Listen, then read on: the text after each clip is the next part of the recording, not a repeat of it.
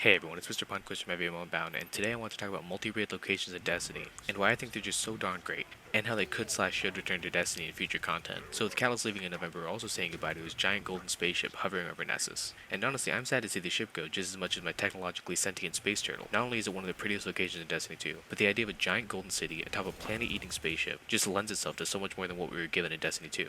During our 4 years aboard the Leviathan, we were lucky enough to have one raid, Vanilla Leviathan, 3 raid layers, Crown Spire and Eater of Worlds, and 1 matchmade activity, Menagerie, along with a few extra little things like the Bad Juju quest, the entirety of the Underbelly, which I'll be going more into later in this video, and finally the most important thing of all, the Tribute Hall. And I'm only partially joking about this, please just Bungie, add that to the farm or something, I don't care what you do with it, just don't take away my shooting range. All these activities and encounters help flesh out the ship and make it feel way bigger than it actually was. Similarly to how the Dreaming City works with Last Wish, the other activities inside the raid zone, for the record I'm counting the entirety of the Dreaming City as the raid zone since Bungie considers it an endgame location, help develop the destination besides just the main raid objective. And this is especially true if the location gets multiple raids. Think about how different every raid and raid layer on the Leviathan was. What enemies you're facing besides Vanilla Leviathan and Spire, what mechanics you're dealing with, what the locations look like, and what the main objective of the raids are. The Leviathan was home to a Hive raid, a Vex raid, and 2 Cabal raids. And if you think about that, that's basically the entirety of Destiny 1 and Vanilla Destiny 2 combined into one location. But even with the different races taking the main stage for those raids, it still felt a part of the overall story of Callus and his ship. For example, for Eater of Worlds, Callus knows we're helpful and calls on us to help dislodge a Vex mine stuck in Leviathan's throat. Even though it's basically just a side mission, we still learn more about the Vex as any species-specific raid should teach us, which in this case we get to see what a Vex mine capable of terraforming looks like, and we get some more overall Callus characterization, which he talks about how important we are, which you'll learn more about in Season Opulence, and teleports us to the loot room, which could infer other things about Callus, wink wink. Spire Stars, in my opinion, is even better in this aspect, because we get to go further into the story of the Red Legion post-Red War, and what their leftover troops are doing.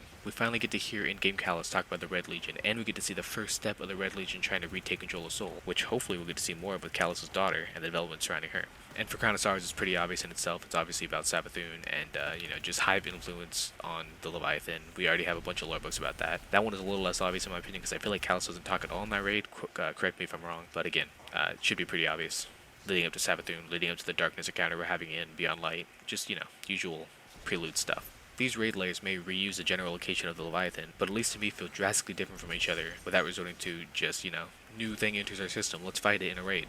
These raid layers work as expansions not only as content, but also with the raid destination itself. Imagine, if you will, halfway through the Vault of Glass, one of the Vex gates opened up into a Vex pocket where they were trying to simulate the Hive homeworld. Or imagine if there was a tunnel system deep inside the Gorgon's maze that allowed you to traverse around freely to any encounter you wanted. The former is obviously a pipe dream, but the latter can be seen with the Leviathan Underbelly, which I personally believe has been severely underappreciated since Destiny 2 Vanilla. The Underbelly allowed a whole different aspect of raiding, spelunking, something you'd expect when you're raiding a giant old crypt from, your ancient enemies. The first time I went through the Underbelly, I felt like goddamn Indiana Jones. It just feels satisfying to make your way around the game space so fluently, and it also feels just as good going through it your first time. I mean, it had traps, it had danger, it had loot. It was basically the perfect encapsulation of what people like from raiding, which is exploring new territory where you didn't really know what was going to happen after every step. And then it became underused for the rest of Destiny 2 Forsaken content onward. And that's the big thing that we're getting from multi-raid locations in my opinion. With further development of a single raid space, we can get so many more encounters and also new ways to traverse those areas and explore these locations. I would love to see Bungie take the idea of an Underbelly for their raids and put it into other raids too that deserve more content.